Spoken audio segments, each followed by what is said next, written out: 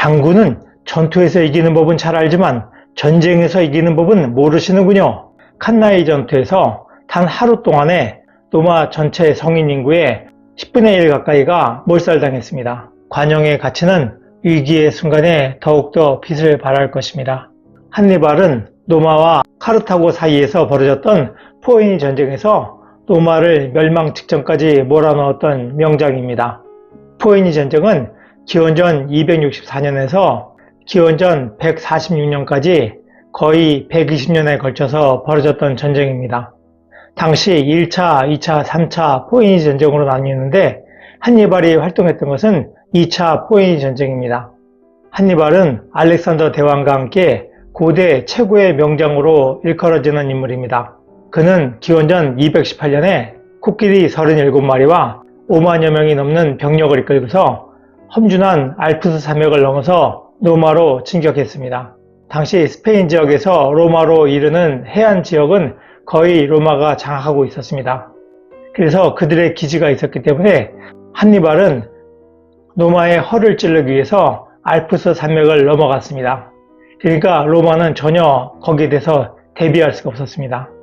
역사상 대군을 이끌고서 알프스 산맥을 넘어갔던 인물은 한니발과 나폴레옹 단 2명이 있을 뿐입니다. 그 중에서도 한니발 같은 경우에는 코끼리까지 이끌고 알프스 산맥을 넘었습니다. 그래서 나폴레옹은 한니발이 알프스 산맥을 넘었을 때 코끼리를 데리고 알프스 산맥을 넘는 것이 가장 어려웠을 것이다 라고 지적하기도 했습니다. 한니발이 알프스 산맥을 넘었던 것은 기원전 218년입니다. 그리고 나폴레옹이 알프스 산맥을 넘었던 것은 기원 후 서기 1800년입니다. 그러니까 한니발은 나폴레옹에 비해서 거의 2020년 가까이 전에 알프스 산맥을 넘었던 것이죠. 그만큼 더 어려웠다고 볼 수 있습니다. 더욱이 코끼리 같은 경우에는 덩치가 커서 먹는 것도 많습니다. 코끼리를 데리고 넘어가게 되면 식수도 많이 필요하고 식량도 많이 필요합니다. 더군다나 코끼리는 추위에 약합니다. 그런 상태에서 코끼리를 이끌고서 알프스 산맥을 넘었다는 것은 정말 보통 일이 아니라고 할 수 있습니다. 더욱이 당시 산악민족이 습격해왔기 때문에 그것도 또 한니발을 많이 괴롭혔습니다. 그만큼 어려웠던 성과라고 할 수 있습니다.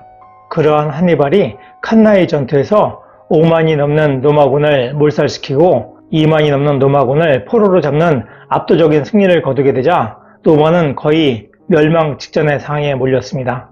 기원전 216년 8월 2일 날 칸나이 전투에서 단 하루 동안에 로마 전체 성인 인구의 10분의 1 가까이가 몰살당했습니다.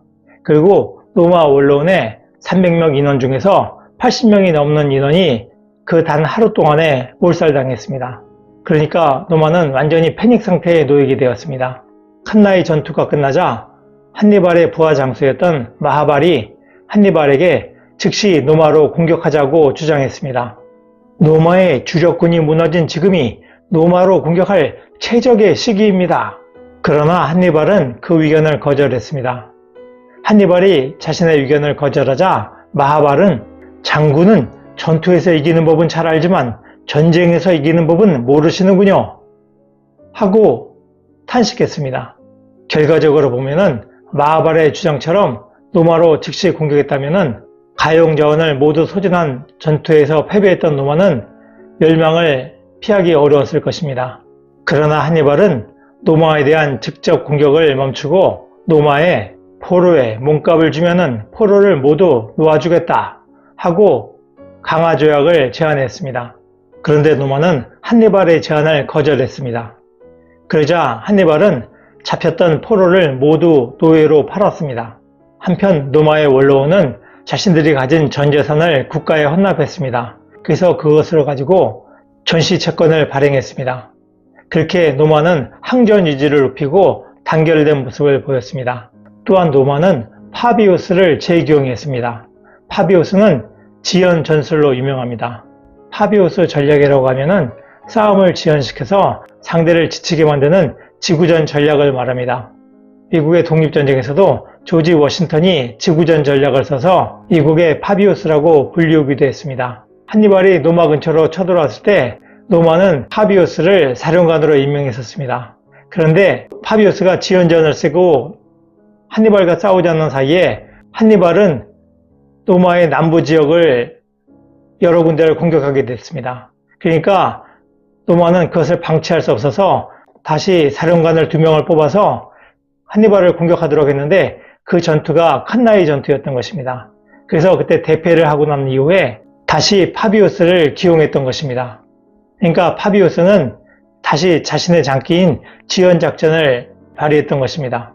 한편 한니발 자신의 압도적인 승리를 보고 로마와 동맹을 맺었던 도시국가들이 로마를 배신하고 자신에게 복종할 것이다, 자신에게 협력할 것이다 라고 생각했습니다.